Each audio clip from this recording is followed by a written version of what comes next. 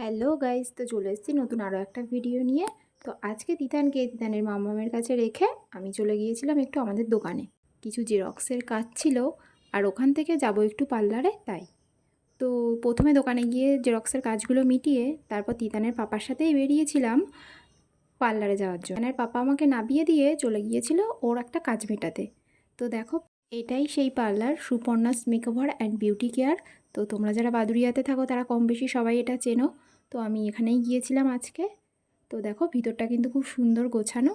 তারপর দেখো, ওখান থেকে কাজ মিটে গেলেই তিতানের পাপার জন্য আমি ওয়েট না করে আমি কিন্তু বাড়ি ফিরে আসবো বলে টোটোর জন্য ওয়েট করছিলাম। বাট অনেকক্ষণ ওয়েট করার পরেও টোটো আসছিল না বলে আমি দেখো ফিরেছি কিন্তু বাসে করে।